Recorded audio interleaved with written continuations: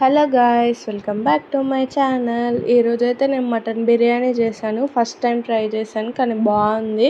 Mutton piece చూడండి ఎంత మంచిగా ఉడికిందో. ఇప్పుడైతే మనం వీడియోలోకి వెళ్ళిపోదాం రండి. నేనైతే ఇప్పుడు 1 kg మటన్ తీసుకున్నాను. ఇట్లా కొంచెం పెద్ద పెద్ద ముక్కలుగా కొట్టించి దీన్ని మనం క్లీన్ చేసి ఇప్పుడు వాడుకోవాలి. ఇందులో 1 కప్ పుదీనా కొత్తిమీర తీసుకొని 1/2 కప్ ఇప్పుడు వేసుకోవాలి. 1/2 కప్ పక్కన పెట్టుకోవాలి మనం రైస్లో వేసుకోవడానికి. ఇందులో ఇప్పుడు 3 నుంచి 4 బిర్యానీ ఆకులు, 10 నుంచి 15 లవంగాలు, 6 ఇంచుల దాల్చిన చెక్క చిన్న చిన్న ముక్కలుగా చేసి వేయాలి. 8 నుంచి 10 ఇలాచీలు, 2 మరాఠీ ముగ్గల్ని తుంచేయాలి. అప్పుడే మనకి టేస్ట్ అన్నది అందులోకి మంచిగా వస్తుంది. 1/2 కప్పు ఆయిల్. ఇది ఎందుకంటే మనకి ఇప్పుడు మసాలాలు వేసుకుంటే బాగా బైండ్ కావడానికి యూజ్ అవుతుంది. వేయించిన జీలకర్ర పొడి 1 టీ స్పూన్, ఇంకా జాజికాయ పొడి 1 teaspoon, salt 1.5 teaspoon, కారం 2 టీ స్పూన్స్, ధనియా పౌడర్ 1 టీ స్పూన్, పసుపు 1/2 టీ స్పూన్. ఇవన్నిటిని బాగా మిక్స్ చేసుకోవాలి. 2 నుంచి 5 నిమిషాల వరకు బాగా మసాజ్ చేస్తే మన మసాలా అంతా ముక్కకు మంచిగా పడుతుంది. ఇలా మంచిగా మిక్స్ చేసుకున్న తర్వాత ఇందులో 6 పచ్చిమిర్చిలని చీల్చుకొని అందులో వేసి మళ్ళీ బాగా కలుపుకోవాలి. మంచిగా మిక్స్ చేసుకున్న తర్వాత ఇందులో ఒక పెద్ద సైజు నిమ్మకాయ రసాన్ని కూడా వేయాలి. ఎందుకంటే మనకి మటన్ అనేది కొంచెం నీసు వాసన వస్తుంది కాబట్టి అది రాకుండా ఉండడానికి. ఆ మిక్స్ చేసుకున్న దాంట్లో 1 టీ స్పూన్ అల్లం, 1 టీ స్పూన్ సాయి జీరా, ఇంకా కొత్తిమీర కూడా యాడ్ చేసుకోవాలి. ఆ క్లిప్ అన్నది నాకు మిస్ అయిపోయింది. ఇందులో 1 కప్ పెరుగు తీసుకోవాలి. ఒకవేళ మీరు గడ్డ పెరుగు తీసుకున్నట్లయితే 1/2 కప్ సరిపోతుంది. ఇప్పుడు పెరుగు అంతా మటన్ మిశ్రమానికి పట్టేలాగా మంచిగా 2 నుంచి 5 నిమిషాల వరకు బాగా కలుపుకొని మూత పెట్టుకొని ఓవర్ నైట్ నానబెట్టుకోవాలి. లేదంటే 2 అవర్స్ పెట్టుకున్నా కూడా సరిపోద్ది. రిఫ్రిజిరేటర్లో పెట్టుకోవాలి. ఇప్పుడైతే మనం స్టవ్ పైన ఒక కుక్కర్ పెట్టుకొని అందులో 1/3 కప్ ఆఫ్ ఆయిల్ వేసుకోవాలి. హై ఫ్లేమ్ పెట్టి అందులోనే ఒక 1 కప్ ఆనియన్ వేసుకోవాలి. ఆనియన్ అన్నది నేను ముందే ఫ్రై చేసి పెట్టుకున్నాను. సో అందులో నుంచి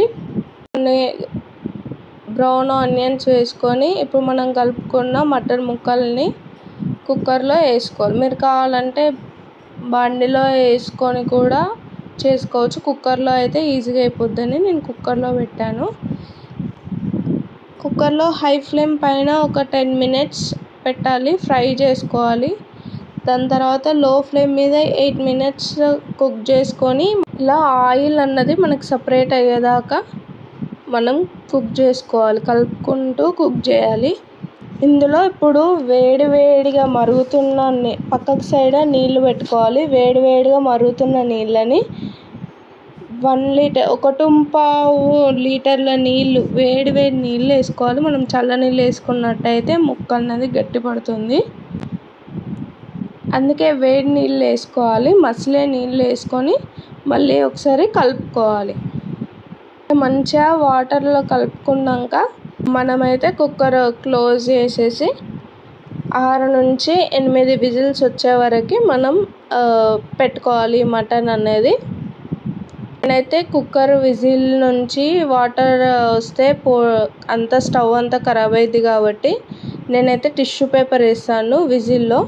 మనం ఒక పెద్ద సైజ్ గంజులో 3.5 లీటర్ల వాటర్ తీసుకొని అందులో 4 బిర్యానీ ఆకులు, 3 స్టార్ అనాస్, 4 ఇంచుల దాల్చిన చెక్క, 10 నుంచి 15 వరకు లవంగాలు తీసుకోవాలి, 10 ఇలాచి, కొంచెం మనకి బండ పువ్వు అని దొరుకుతుంది కదా, ఆ బండ పువ్వు కొంచెం ఉంది, 6 పచ్చిమిర్చిని ఇట్లా చీల్చి వేసుకోవాలి. 2 టీ స్పూన్స్ ఆఫ్ అల్లం వెల్లుల్లి పేస్ట్, 1 టీ స్పూన్ ఆఫ్ షాహీ జీరా, 1/2 కప్పు వరకు ఉప్పు తీసుకోవాలి. ఇప్పుడు వీటన్నిటిని హై ఫ్లేమ్లో 10 మినిట్స్ పాటు మరగనివ్వాలి. 10 మినిట్స్ మరగడం స్టార్ట్ అయిన తర్వాత 10 మినిట్స్ మరగనివ్వాలి. చూడండి, ఇప్పుడు 6 విజిల్స్ తర్వాత ఈ టిష్యూ పేపర్ అంతా తడిగా ఉంది. అదంతా స్టవ్ మీద పడి ఖరాబ్ కాకుండా నేను టిష్యూ పేపర్ అనేది వేస్తాను. ఇప్పుడైతే విజిల్ అంతా అందులో ఉన్న ఎయిర్ తీసేసి మూతతో ఓపెన్ చేస్తే చూద్దాం. ఇప్పుడు ముక్క మంచిగా జ్యూసీగా ఉడకాలి. ఇన్ని వాటర్ ఉన్నాయనేసి ఏమంత టెన్షన్ పడకండి. ఈ వాటర్ అనేది మనం ఆల్రెడీ అందులో వేస్తాము. ఇప్పుడు బిర్యానీ అన్నది రైస్ అన్నది ఉడికిన తర్వాత 10 minutes రైస్ అనేది మనం 1 hour నుంచి నానబెట్టుకుంటున్న రైస్ని అందులో వేసుకోవాలి. రైస్ వేసుకున్న తర్వాత హై ఫ్లేమ్లో 80% వరకు మనకు ఆ రైస్ అన్నది ఉడకాలి. ఇప్పుడు ఒక బాండి పెద్ద బిర్యానీ గంజు తీసుకొని అందులో మనం ఉడకబెట్టుకున్న మటన్ అన్నది వేసుకోవాలి. ఈ ఉడకబెట్టుకున్న మటన్ని పెద్ద బిర్యానీ గంజులో వేసుకొని ఇప్పుడు స్టవ్ పైన మనం 80% ఉడుకుతున్న రైస్ని అన్ని మసాలాతో సహా ఇప్పుడు 80% అంటే చూడండి ఇలా పలుకుగా ఉండాలి.